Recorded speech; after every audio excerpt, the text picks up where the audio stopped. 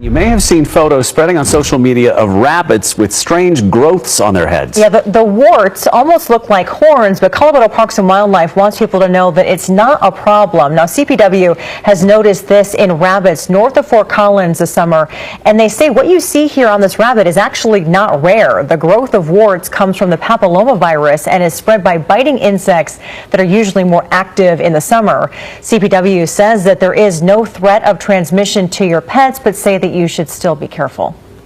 There's no over concern needed for pet owners. We would just say keep those wildlife principles in mind when you do have your pets out. Keep them on leash, keep them away from wild animals just in case, but it's not necessarily something we see transmitted from rabbits to dogs. Susan Mansfield said she saw a different bunny with tentacles in her yard in recent years. He had this same black stuff on him, and I thought he would die off during the winter, but he didn't. He came back a second year, and it grew. A group of rabbits in northern Colorado are sprouting growths, and it looks like something out of a horror film. Yeah, scientists say what's happening is actually pretty common. Errol Barnett explains. Rabbits in Colorado have been infected with a virus that's causing them to sprout what look like tentacles, which causes these wart-like growths to protrude from bunny faces like metastasizing horns. And rabbits with these tendril-like growths have been spotted all around Fort Collins over the past week. And people are calling these poor infected critters Frankenstein bunnies, demon rabbits, and zombie rabbits too. Now, what's interesting is historically, this type of deformation may have contributed to the centuries-old myth of jackalopes, which told of a mysterious rabbit with antlers or horns or other variations. Now, the Shope papillomavirus is mostly harmless. It's common during summer months when fleas and ticks are more active and spread the virus. And get this, the discovery of this disease was actually an important one for science because it led researchers to make the connection that human papillomavirus can cause cancer. Strange tentacle-like growths on their faces. ABC 10 contributor Amanda Gilbert spotted some in her neighborhood and asked wildlife experts to weigh in. Yeah, I've noticed these rabbits more than once while walking my dog, and it turns out I'm not alone. So I reached out to Colorado Parks and Wildlife.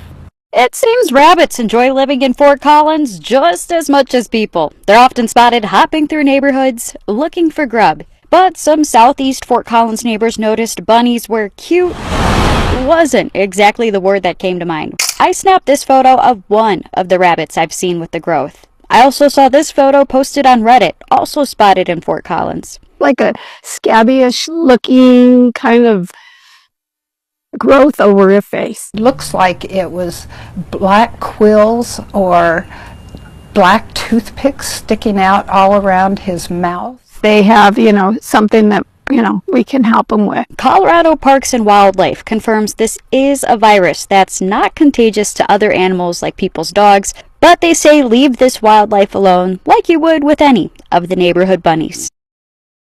Colorado Parks and Wildlife says the growths are similar to benign tumors or warts that can just keep growing.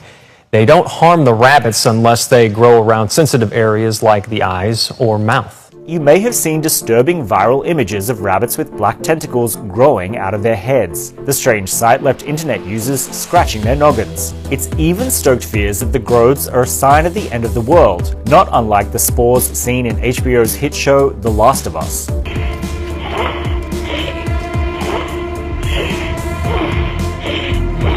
Earlier this year, one of the Franken bunnies was spotted in snowy Nebraska.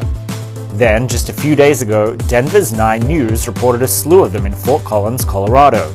Like a scabbyish looking kind of growth over her face. Looks like it was black quills or black toothpicks sticking out all around his mouth. As the story spread, one Redditor reported the phenomenon for the last few years in Minnesota.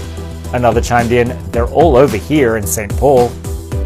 So, is the Midwest under attack? The zombie deer disease has returned, and experts say it's spreading. While it sounds like something out of The Walking Dead, chronic wasting disease is actually very real. And as Fox 5's Stephanie Bertini shows us, there's concern it could jump to humans.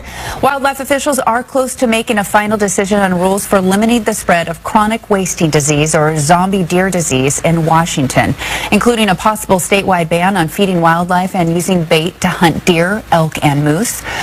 Opponents of that idea claim banning bait is an attack on hunters, but supporters argue banning the practice is long overdue, saying that bait stations and backyard feeding create areas for wildlife to gather and increase the spread of the disease. Public comment for the new rules ends Friday, with a final decision expected later this month. Kentucky officials are alerting residents after detecting a second case of chronic wasting disease in deer. The Kentucky Department of Agriculture says a dead deer tested positive on October 11th at a deer farm in Breckinridge County. The disease is sometimes called the zombie deer disease and is usually fatal to infected animals. Officials say there is no vaccine or treatment. Scientists think it spreads between animals through contact with fluids of an infected animal. State agriculture officials are monitoring the illness. The Center for Disease Control says there is no strong evidence indicating the illness can infect people. Chronic wasting disease, or CWD, dubbed zombie disease in deer, is spreading according to experts. It has been spreading, and it's now found in most states. Begging the question, are humans at risk? I think that until we see very clear evidence of transmission from animal to a human, we have to state that there does not appear to be a risk, but that can change. Yellowstone National Park recently confirmed a case of CWD after a deer carcass tested positive for the highly contagious and fatal brain disease. It's a disease that's seen in the deer family. They get this abnormal protein. It causes them to, over time, over a year or two, develop these holes in their brain so they can't feed themselves, and eventually they'll die. Although there are no confirmed cases in New York State, the Department of Environmental Conservation is alerting people, including asking everyone,